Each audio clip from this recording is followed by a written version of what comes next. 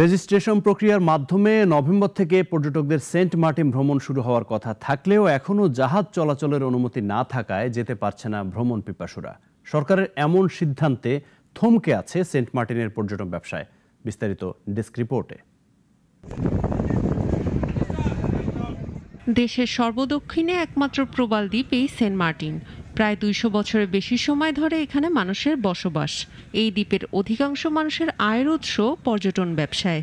November থেকে ফেব্রুয়ারি পর্যন্ত ৪ মাসের আয় দিয়ে বাকি ৮ মাস জীবন নির্বাহ করে এই দ্বীপের মানুষ।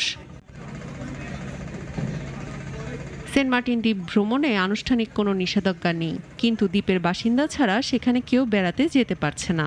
দ্বীপটির বাসিন্দারা জানাচ্ছেন তাদের আত্মীয় স্বজনরাও বেড়াতে যেতে পারছেন না। এতে করে পর্যটনের সাথে জড়িতদের হতে হচ্ছে ক্ষতির সম্মুখীন। সেন্ট মার্টিন বন্ধ হয়ে যাওয়া মানে আমাদের ভ্রমণ এবং পর্যটনের অনেকটা ঘাটতিটা এটা ফিল আপ করার মতো অন্য কোনো স্পট এখনো তৈরি হয়েছে বা হবে কিনা জানি না। সেন্ট মার্টিনে পর্যটন ব্যবসা চলে ৪ মাস, কিন্তু সরকার চাইলে বাকি ৮ মাস পরিবেশ রক্ষায় কাজ করতে পারে।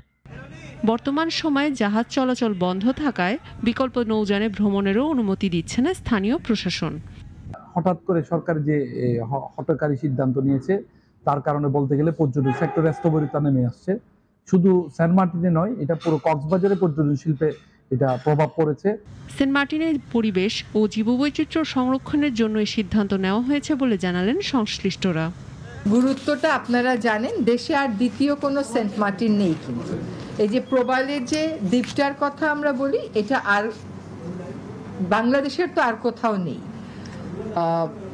এখানে বেশ কয়েকটা বিপন্ন বন্য প্রাণী রয়েছে, পাখিও যেমন আছে, কাছিমও তেমন আছে, স্তন্যপায়ী প্রাণীও তেমন আছে। সেন্ট মার্টিন ভ্রমণ আবারও আগের মতন সহজ করা হোক, এমনটাই প্রত্যাশা সকলের। ডেস্ক রিপোর্ট, নাগরিক। Double million offer Walton fridge কিনে পেতে পারেন ২০ লক্ষ টাকা, রয়েছে কোটি কোটি টাকার নিশ্চিত উপহার।